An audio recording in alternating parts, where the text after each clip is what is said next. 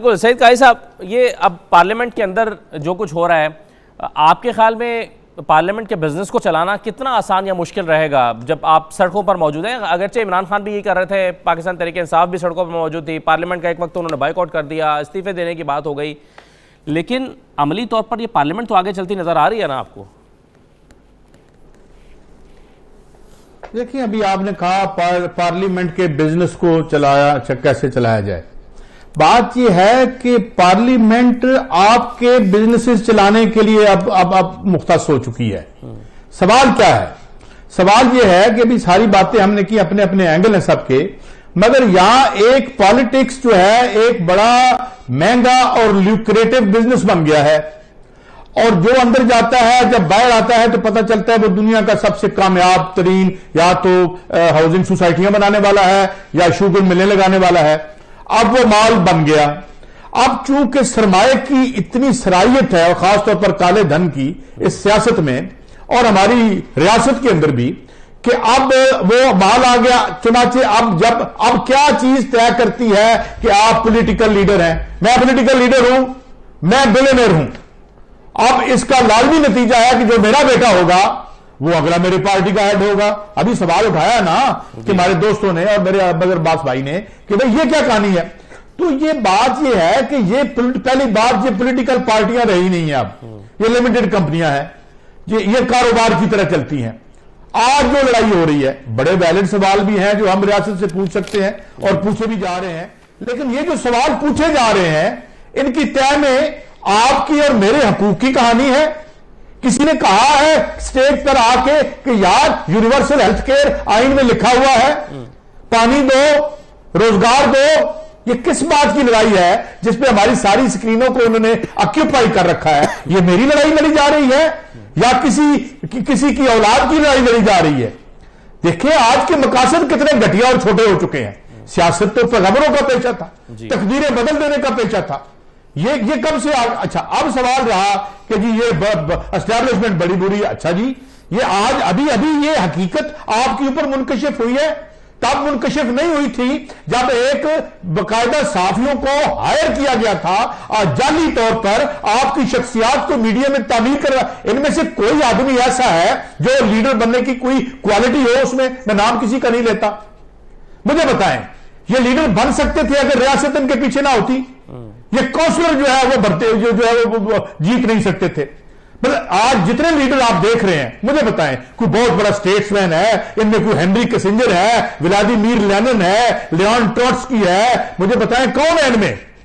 या कोई Nelson Mandela है इसमें? जैसे मुझे ये लोग जो हैं ये बहरूपिये हैं। हम सियासत को बुरा नहीं कहते, जमहूरियत में ही हमारा मुस्तकबिल है, आमरीत में नहीं है, मगर जिस वक्त तक ये लड़ाई हमारी लड़ाई नहीं बनती और ये हमारी लड़ाई नहीं है, ये सारी बुराइयां आपको आज नजर आ गई। 32 साल में हुकूमत में थे, आपको नहीं पता था कि यहां हमें इलाज नहीं मिल रहा, यहां पे जी ये भी लोग गायब हो रहे हैं, ये हो रहा है वो, ये आपको नहीं पता था। ये आज आप पर मुनकशिफ हुआ है। तो इसलिए ये इस अवाम की लड़ाई नहीं है, ये एक ओलिगार्की और शरीफ डायनेस्टी की लड़ाई है जो कि वो रियासत से लड़ रहे हैं, और वो जाती लड़ाई है। वो समझते हैं कि हक की हुक्मरानी हमने स्टाम्प पे लिख के ले लिया है। जो अब वो यही चाहते हैं जिस तरह बिलावल के साथ हुआ कि हुकूमत भुट्टो की थी, लेकिन सर लेकिन काजी साहब जिस हद तक नवाज शरीफ चले गए हैं, ये सिर्फ इस हद तक की लड़ाई या ये तो माजी में भी होती रही ना। ये लड़ाई एक हुकूमत कर रहा है, ऑपोजिशन ने शोर मचाया, ये तो माजी में भी होता रहा है।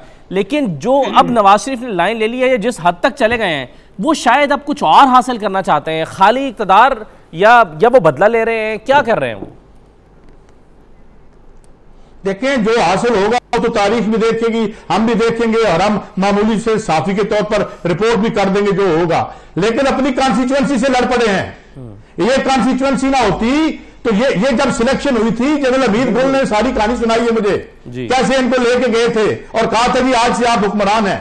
नहीं, इसका तो जवाब है ना उनके पास कि माजी में हमने गलत किया थी, अब हम ठीक करना चाहते हैं। हमारे लिए जी यार, माजी की गलतियां उस दिन पता चली जिस दिन पता चला कि 2018 में जो है आपको जो सुप्रीम कोर्ट में हमले करने की इजाजत नहीं होगी जो जनरल करामत ने दी थी।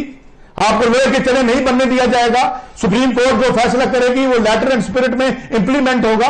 अच्छा, धांधली हुई होगी, इससे पहले आज तक धांधली नहीं हुई, छांगा मांगा नहीं हुआ। यहां पे हॉर्स ट्रेडिंग कौन लेके आया? गैर जमाती इलेक्शंस की बुनियाद किसने रखी? जुल्फकार अली भुट्टो की रियल इलेक्टेड जो पार्लियामेंट थी उसको बर्बाद करने में कौन कौन था जो जियाउल हक के आगे खड़ा होता था? यही ये आर्गुमेंट्स बिल्कुल सही है। ये आर्गुमेंट्स मगर आप दें जब पीएमएलएन के लोगों को, पीपल्स पार्टी को, वो कहते हैं कि जी ये माजी है ना, अब आगे भी तो बढ़ना है, अब हम अच्छे बच्चे बनने यानी आगे बढ़ना चाहते हैं और उसूलों की सियासत करना चाहते हैं। आर्गुमेंट ये मिलता है अब इस जी माजी के बगैर कोई हाल नहीं होता और हाल के बगैर कोई मुस्तकबिल नहीं होता। ठीक, बिल्कुल सही है। अच्छा, एक चीज में जून बदल गई है जी मजहर साहब, एक चीज अभी कह रहे थे शाहीन से भाई साहब, और वो कहते हैं कि पीडीएम के जलसे ज्यादा मुतासिर कुन नहीं रहे और उसकी बुनियादी वजह यह कि अवाम उसका हिस्सा नहीं बन सके और अपने पॉलिटिकल वर्कर्स तो उनके आए लेकिन अवाम उसमें शामिल नहीं हुए। अगर ऐसा ही है और आप इत्तफाक करते हैं तो पीडीएम अपनी इस पूरी मूवमेंट जो 3-4 महीने तक चलेगी, इसमें से क्या अखज़ कर पाएगी? क्या हुसूल क्या होगा इसमें से, एक्सरसाइज में से? देखिए, पाकिस्तान में जो सियासी तहरीकें चलती है ना, उसका एक खास पीरियड होता है, एक खास टेम्पो होता है। यानी आप 1977 की अगर तहरीक देखें तो वो तहरीक की कामयाबी जो हुई थी, उसकी कामयाबी दूसरे मानों में मैं कह रहा हूँ, उसकी एक बड़ी वजह ये थी कि इलेक्शन उसी वक्त हुए थे तो लोग सड़कों पे थे और जाहिर है एक उन्होंने पूरा एक माहौल बना दिया था। उन्होंने सूबाई असेंबली के इलेक्शन तो जमाने में अलग अलग होते थे, सूबाई असेंबलियों को बॉयकॉट किया और वो कामयाब बॉयकॉट रहा। उससे तहरीक वो पिक कर गई। उसके बावजूद भी सिंध में उसने बड़ी तब्दीली लेकर आया और पूरे पॉलिटिकल रवैये में तब्दीली आई। इस वक्त जो पूरा सूरत हाल है, हो सकता है कि पहली चीज तो ये कि चूंकि इस मुल्क की दो बड़ी सियासतें उनको जब लोग देखते हैं तो वो उनकी माजी की हुकूमतों के हवाले से पहले जज करते हैं और फिर उसका कंपैरिजन करते हैं वो गवर्नमेंट से वो खुश नहीं है लेकिन एक कंपैरिजन करते हैं। अगर ये प्योरली महंगाई के खिलाफ मूवमेंट होती, इस मूवमेंट में बड़ी जान पड़ जाती जी। ये अगर नए इलेक्शन या हुकूमत हटाने की तहरीक ना होती, उस वक्त सिर्फ महंगाई को फोकस करते जी, महंगाई से लोगों को जनरेट करते, महंगाई के इश्यूज को फोकस करते, तो ये अल्टीमेटली बन जाती है एंटी गवर्नमेंट। लेकिन अभी भी जाहिर 3 जलते हैं, हम नहीं कह सकते कि आगे चल के वो हो। उसका असल टास्क तो पंजाब में होगा, असल बैटल फील्ड पंजाब की है जी। पंजाब में कितनी जो है ये तहरीक जो है वो जान पकड़ सकती है ठीक। और उसका जाहिर है उसका आखिरी जलसा जब लाहौर में होगा तो उसके बाद हम जज कर सकेंगे कि लोगों की कितनी इन्वॉल्वमेंट है। लेकिन आम पब्लिक की अपनी जगह है जी। पर करीब 50,000 लाख 2 लाख लोग इस्तेमाल हो जाते हैं। आप अचीव क्या करना चाहें जी? इससे जाके आप गवर्नमेंट नहीं डिसॉल्व होती। आप चाहेंगे कि कोई तीसरी फोर्स आके इस गवर्नमेंट को प्रेशर के अंदर हटा दे, तो क्या वो जमहूरी तरीका होगा जी? क्या उसको हम जमहूरी रवैया कहेंगे? कि अगर उस वक्त भी कोई ऐसा आर्मी चीफ जिस वक्त आपने जैसे जनरल राहील शरीफ के मौके पे नवाज शरीफ ने ही कहा था ना, जनरल राहील शरीफ के इमरान खान और ताहिर कादरी से बात की जाए, क्यों कहा था? उसकी क्या जरूरत पड़ी थी? आपने खुद जाके डायलॉग क्यों नहीं किए? तो हमारी इस तहरीक की जो डायरेक्शन है वो मुझे बिल्कुल सेट नहीं नजर आती।